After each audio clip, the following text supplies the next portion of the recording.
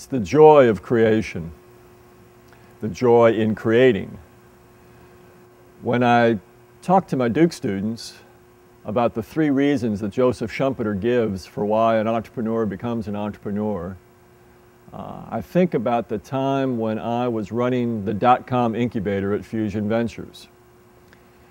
And in a typical week when I was at Fusion Ventures, a typical week, I'd probably talk to a couple dozen entrepreneurs, first-time entrepreneurs, experienced entrepreneurs about the projects that they were working on. And as I listened to them talk about their work and why they were engaged in the startup operation, I would think about those 3 reasons that Schumpeter gave. The first reason Schumpeter gave for why an entrepreneur becomes an entrepreneur was, in his rather archaic early 1900s language, was to found a private kingdom. And quite frankly, I didn't see a lot of that motivation in the entrepreneurs that I spoke to. His second reason why entrepreneurs act, the second motivation that entrepreneurs have, according to Schumpeter, is the desire for independence. And I certainly saw a lot of that, a lot of desire to be your own boss, to chart your own way.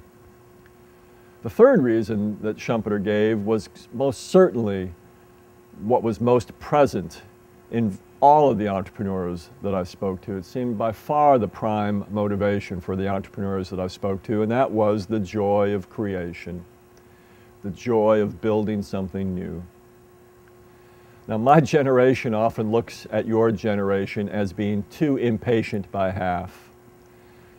When I think about the time I've spent with Duke students and now Knox students, I don't see you as being so much impatient as I see you as being eager to get into that exciting creative work that you know your careers have got in store for you.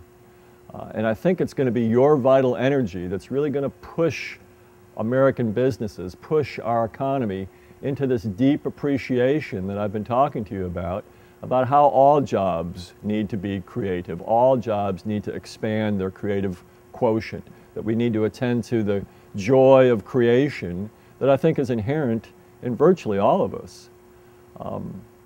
One of the early signs that businesses are getting it, that businesses are opening themselves up to the idea that it's no longer appropriate, it's no longer really available to us, that there should be just a few creative jobs in an organization attended to by a few creative people, but rather all jobs have to have a greater creative content to them. One of the early indications that this is happening is that there's a serious conversation taking place, especially on the West Coast, in the world out there, that maybe marketing departments are no longer necessary. Maybe marketing departments are reaching a point of obsolescence. Maybe really everybody in the organization needs to take it upon themselves to invest their creative energy in the challenge of growing a company. That should be the responsibility of everybody in an organization, not just a few.